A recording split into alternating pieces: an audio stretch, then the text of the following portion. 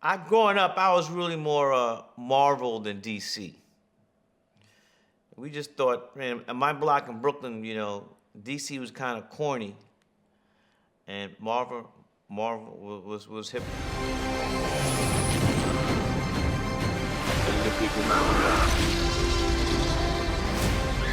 Where we're going, we don't need roads. Mr. Lee, good to see you again, sir. How are you? Good. How are you doing? Doing very well. It's an honor to speak with you. This movie is a masterpiece, and seriously, I'm.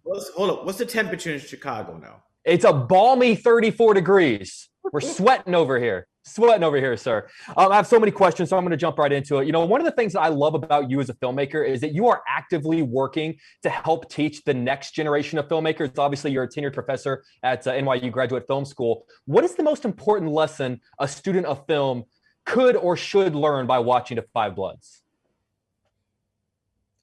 That is hard AF. You know what AF stands for? I do. This is Chicago. You can say it if you want to. Hard as fuck. And that's the thing I really try to, and thank you for, bringing up that I'm a tenured film professor at NYU, but I'm at the graduate film school. I'm also the artistic director. And I love teaching. And what people might not know, my students teach me as much as I teach them. And this Oscar season, to have Chloe with No Man's Land and then Shaka King with Judas and the Black Messiah. I mean, these are students, and I like to say though, that I was their only teacher, but it makes me I feel like a proud parent where these young filmmakers sit in my class and now they're doing the damn thing on their own.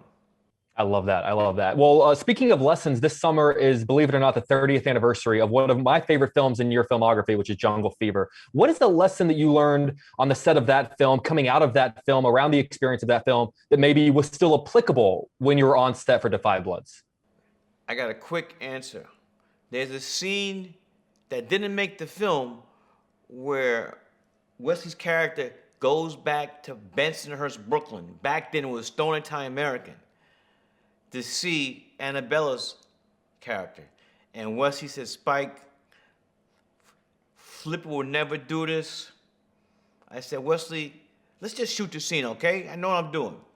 So we have a preview, and when that scene comes up where Wesley's return to Bensonhurst, and back then, black folks did not go to Bensonhurst. And there's an uproar in the audience, and people are like, that's some bullshit, Spike.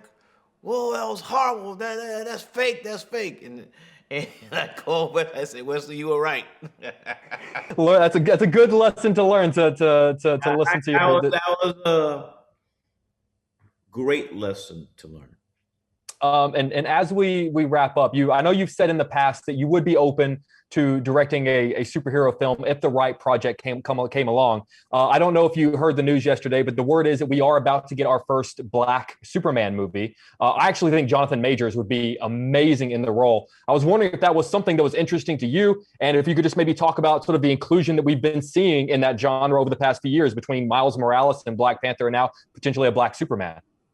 So is Jonathan? Is he making a deal to play Superman or what? He's just a name that I've seen people saying that would be great to see him in the part. I think he would be amazing in the role.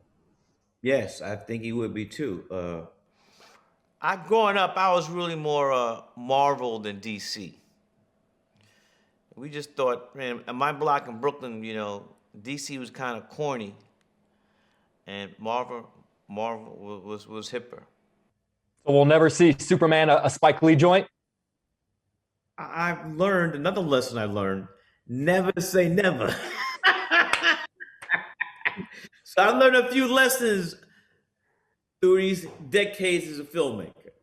Well, I've got to say, I've learned lessons just by being a student of your film, and I have a signed poster hanging in my apartment. I've got a signed "Do the Right Thing" Blu-ray, and it's an honor to be able to. I have a picture of us here in Chicago when you came to promote Chirac, and it's one of my most cherished pictures. So it's an honor to be able to speak with you, sir. Thank you. Hope you and your family are doing well. Yes, sir. Yes, sir. See you soon.